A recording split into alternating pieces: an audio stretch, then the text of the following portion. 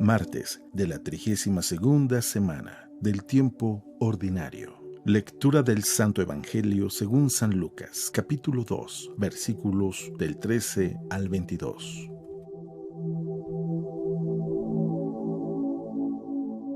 Cuando se acercaba la Pascua de los judíos, Jesús llegó a Jerusalén y encontró en el templo a los vendedores de bueyes, ovejas y palomas, y a los cambistas con sus mesas. Entonces hizo un látigo de cordeles y los echó del templo con todo y sus ovejas y bueyes. A los cambistas les volcó las mesas y les tiró al suelo las monedas. Y a los que vendían las palomas les dijo: «Quiten todo de aquí y no conviertan en un mercado la casa de mi Padre». En ese momento sus discípulos se acordaron de lo que estaba escrito: «El celo de tu casa me devora». Después intervinieron los judíos para preguntarle: «¿Qué señal nos das de que tú tienes autoridad para actuar así?». Jesús les respondió: «Destruyan este templo y en 3 días lo reconstruiré». Replicaron los judíos: 46 años se ha llevado la construcción del templo y tú lo vas a levantar en 3 días. Pero él hablaba del templo de su cuerpo.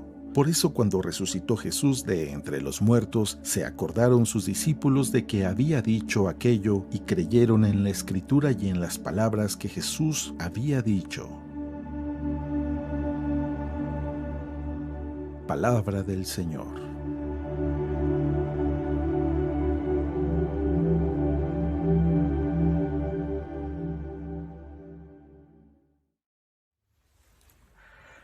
Muy buenos días. Hablemos de limpieza. Y no te voy a regañar porque tengas tu cuarto sucio o porque no has lavado los platos que dejaste ahí en el lavavajillas. No voy a hablar de ese tipo de limpieza. O a lo mejor sí. Bueno, tú trata de pensar en algún momento donde tú hayas dicho: «Ay, mañana o en un momento más voy a arreglar tal situación». O voy a limpiar aquella despensa, o voy a limpiar mi cuarto, la alacena, o voy a recoger aquella maceta que se tiró. Y pasa un día, pasan 2 días, pasan 3 días, y hasta parece que ese desorden ya es parte de la decoración de tu casa, de tu hogar o de tu escritorio. Hoy en el Evangelio Jesús nos habla de que Él entra y limpia. Pero parece que si alguien estuviera viendo a Jesús, seguramente diría: «Tú no estás limpiando, tú estás haciendo todo un desorden». Pero en realidad ese desorden era una limpieza a profundidad. Escuchemos el Evangelio y seguramente me vas a entender cuando digo que desde afuera parecía que Jesús estaba haciendo un desorden, pero en realidad estaba limpiando. Incluso algunos dicen purificando, que es mucho más profundo que una limpieza superficial. Escucha lo que dice el Evangelio. Cuando se acercaba la Pascua de los judíos, Jesús llegó a Jerusalén y encontró en el templo a los vendedores de bueyes y ovejas y palomas y a los cambistas con sus mesas. Entonces hizo un látigo de cordeles y los echó del templo con todo y sus ovejas y bueyes. A los cambistas les volcó las mesas y les tiró al suelo las monedas. Y a los que vendían palomas les dijo: «Quiten todo de aquí y no conviertan en un mercado la casa de mi Padre». En ese momento sus discípulos se acordaron de lo que estaba escrito: «El celo de tu casa me devora». Después intervinieron los judíos para preguntarle: «¿Qué señal nos das de que tienes autoridad para actuar así?». Jesús les respondió: «Destruyan este templo y en 3 días lo reconstruiré». Replicaron los judíos: 46 años se ha llevado la construcción del templo, ¿y tú lo vas a levantar en 3 días? Pero él hablaba del templo de su cuerpo. Por eso, cuando resucitó Jesús de entre los muertos, se acordaron sus discípulos de que había dicho aquello y creyeron en las Escrituras y en las palabras que Jesús había dicho. ¡Qué palabra tan fuerte! Jesús entra y limpia a profundidad. Pero parece que cuando Él entra y limpia, primero tiene que hacer un desorden. Tirar las mesas, echar las monedas al suelo, volcar todo lo que estaba ahí y hasta hace un látigo por si alguien quería oponerse a esa limpieza que Jesús va a hacer. Yo creo que tú vas a estar de acuerdo conmigo que cuando queremos limpiar a fondo, por ejemplo, un armario, primero tenemos que hacer un desorden. Tenemos que sacar todas las cosas. Cuando yo tengo que limpiar y poner en orden los libros, tengo que hacer un desorden. Y eso a veces me lleva mucho tiempo y mucha energía. Pero es la única forma de poder limpiar a fondo. Es la única forma de poder poner orden. Incluso si yo quiero sembrar algo en un terreno, primero tengo que arrancar toda la hierba y eso va a levantar polvo, eso va a levantar tierra y quizás hasta muchos animales van a salir de ahí. A veces cuando nosotros evitamos o no queremos que haya ningún desorden, a veces preferimos que se vayan acumulando la basura o el desorden en nuestras vidas. Y ese desorden empieza a ser parte de nosotros. Qué curioso, orden, desorden. Aquí y seguramente en cualquier rincón del mundo, hay personas que poco a poco van acumulando algunas cosas de su vida porque representan algún recuerdo, porque representan algo emocional, porque, qué sé yo, pero se va acumulando tanto que llega un momento en donde ya no pueden vivir ellos en esas casas, que más que una casa, más que un hogar, pareciese que es una bodega. Y eso puede incluso ocasionar problemas mentales, acumuladores le llaman. Jesús entra al templo y para purificarlo va a crear un desorden. Cuando Jesús quiere entrar a nuestras vidas, parece que también entra haciendo un desorden. Sí, Dios es un Dios que hace nuevas todas las cosas y es un Dios que parece que al poner orden, primero nos va a incomodar mucho. Cuando el pueblo de Israel ya estaba acomodado en Egipto, Dios lo tuvo que sacar y lo tuvo que sacar con mano dura. Lo tuvo que sacar con grandes proezas y los tuvo en el desierto hasta que el nuevo orden que Dios quería ponerles entrara a sus corazones. A veces nosotros no nos damos cuenta, pero ya tenemos tantos pecados bien ordenados en nuestra vida que ahí los queremos dejar y no los toques. Ahí está bien el pecado, ahí está bien esa crítica moderada, ahí está bien, como dicen algunos, soy bebedor social, ahí déjame esos pecados que están bien acomodados y en orden.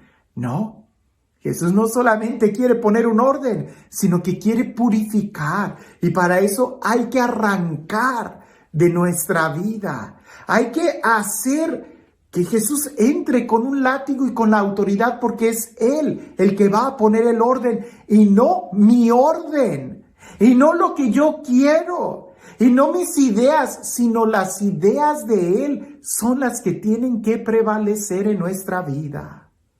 Si en verdad quieres que tu templo, que tu vida, que tu propia persona esté en el estado más alto para el que fue creado, adorar a Dios, no tengas miedo que Jesús venga y ponga un desorden, porque cuando ese desorden viene de Dios, en realidad está purificando.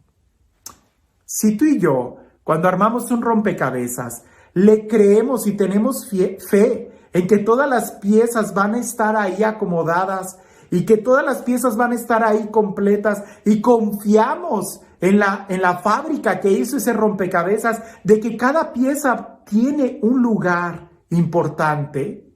Tú no agarras una pieza del rompecabezas y porque no encaja la vas a tirar. No, la guardas porque sabes que va a tener un lugar importante. Así también Dios es en nuestra vida.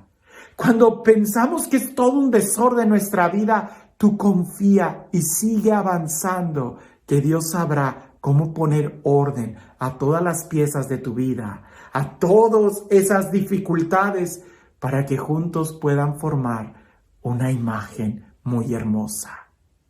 No tengas miedo de que Jesús venga a mover las cosas en tu vida. Más bien deberíamos de tener miedo